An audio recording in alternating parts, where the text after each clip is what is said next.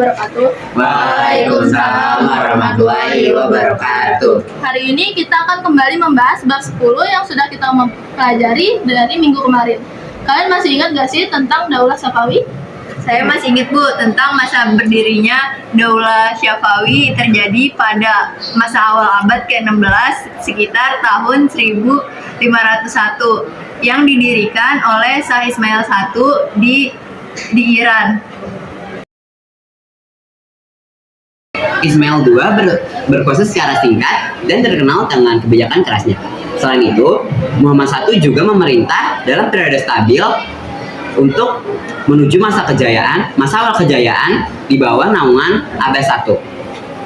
Selain itu, masa ini juga memberikan fondasi politik dan budaya yang kuat untuk Daulah Safawi. Wah, bagus sekali Wahyu. Ibu, saya boleh izin ke toilet gak? Silahkan Zahra. Terima kasih Bu. Waktu saya telat tadi saya habis rapat OSIS. Iya, nggak apa-apa. Silahkan. Kasih Bu.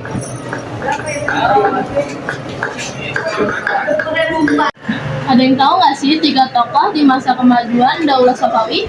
Saya Bu, tokoh yang pertama itu ada Shah Abbas I. Dia dari tahun 1587 Masehi sampai 1629 Masehi. Pemimpin besar Safawi membawa kerajaan ke puncak kejayaan. Ia memodernisasikan militer, menjadikan Isfana menjadi ibu kota yang makmur, dan mengembangkan perdagangan dan budaya. Lalu tokoh yang kedua ada Shah Safi Bu. Dia dari tahun 1629 Masehi hingga 1642 Masehi. Dia sebagai pengganti Abbas I, namun kurang kuat. Masa pemerintahannya menghadapi ketegangan dengan Utsmaniyah dan kekacauan internal.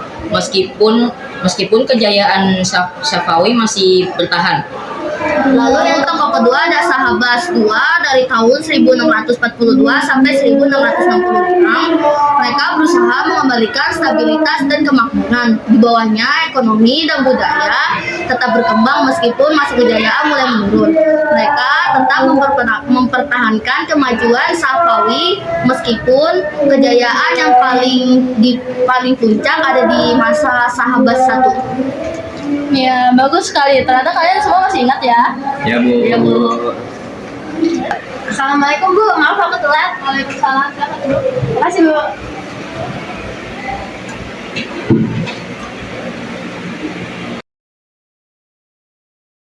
Nah, mari kita lanjut. Pada masa kemunduran Daulah Safawi terjadi pada masa kepemimpinan Sulaiman I. Ia terkenal lemah dan tidak tegas. Ia juga banyak bergantung pada penasihat istana. Ya, hal ini membuat banyak terjadinya korupsi dan ketidakstabilan ekonomi. Dan pada masa kepemimpinan Shah Sultan Hussein, keadaan semakin memburuk karena ia tidak dapat mengendalikan ekonomi dan militer yang semakin melemah. Nah, Dewi, apa yang terjadi selanjutnya? Yang terjadi selanjutnya adalah ketika Isfahan jatuh kepada pasukan Afghanistan pada 1722, Daulah Safawi runtuh meskipun tahap 2 mencoba mengembalikan dinasti. Pemerintahannya singkat dan tidak dapat mengembalikan kejayaan Safawi sepenuhnya hingga akhirnya digulingkan oleh panglimanya yaitu Nadir Shah. Setelah tahap 2, memang Shah Abbas III sempat naik tahta pada tahun 1732.